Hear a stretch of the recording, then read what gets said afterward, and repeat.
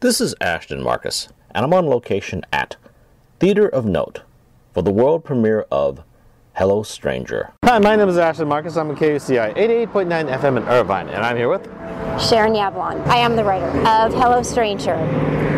So question, why did you decide to write this piece? I was having this fantasy of having the dead come back. I'm dealing with loss in my life, and I'm not really sure how to navigate that. And it just stemmed from a fantasy of being able to have the dead not be so permanent, being afraid of that.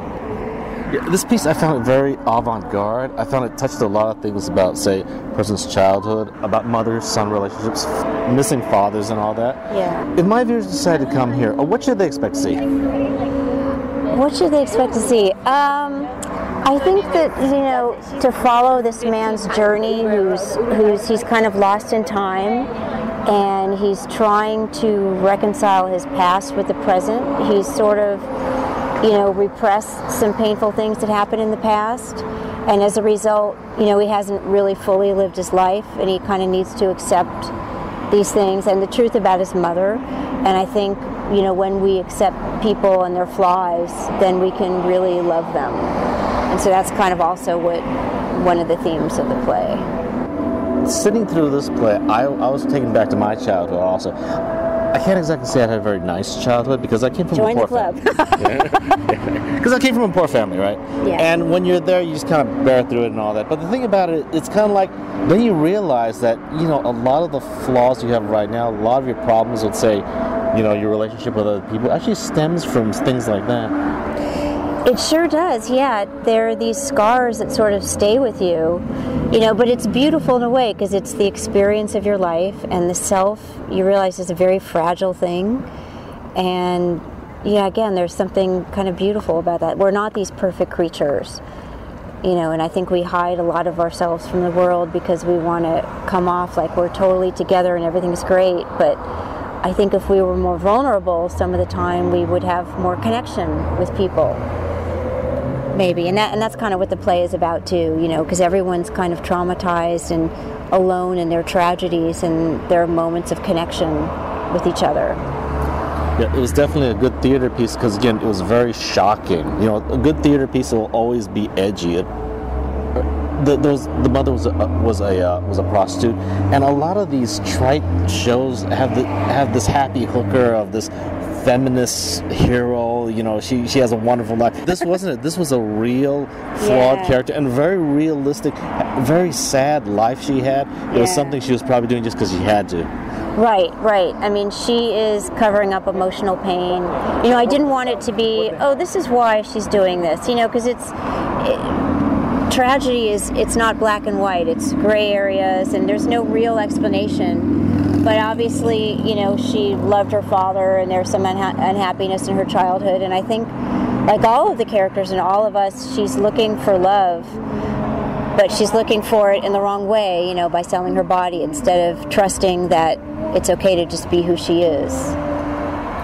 I also saw a piece about this man who's trying to discover himself through his childhood. Never could find out who his father is, and that was actually a very key point in a person's life, is not knowing who a person's father is. It's like, a lot of great literature, obviously, legendary literature is about a man trying to discover himself and trying to discover his father and all that. Yeah, I mean, we do come from two parents, and so to have that whole piece of the puzzle missing, especially when it's the same sex, and you've got all the cues of how to be a person from the opposite sex, it's a big thing. And, his father was never in his life, and it is kind of this mystery that's also kind of driving him. Yeah. Again, the piece was very melancholy. I assume it was meant to be melancholy. So again, if you like this type of thing, it's actually worth seeing. Again, very reflective of your personal childhood, bring back a lot of memories, and again, maybe a little bit of free therapy this way. Yeah, maybe so. I mean, I do think it's important for us to sort of embrace our lives, and all the bad things that happened and the wonderful things. It all makes up this beautiful part, and that's kind of what being human is. We're all mixed bags. the piece, again, very sobering piece. Not a happy piece, but it wasn't intended to be a happy piece. If you like really this type of raw drama, then you actually really get it. I mean, I think there's a difference between sad and depressing, and I don't see it as a downer in that. I think these people, through recognizing that other people in the world are suffering and have tragedies, there could be less feeling of aloneness. And again, I think there's something beautiful in trying to accept our impermanence, because that's how the universe is, and loss. I mean, we can fight against it, but there's really nothing we can do about it, so. Well, I think what we can't do is we can remember it. Like, again, the way that the character was saying, I'm forgetting my mother, is because he's forgetting the bad times. By blocking out the bad times, you block out everything. You're forgetting her face. You're forgetting the good times. You're forgetting what made you who you are. That's the problem. The problem is you're forgetting who you are. Right. But you're still the same person. So it's like, why do I always have this weird thing that I just can't sit at a blue table?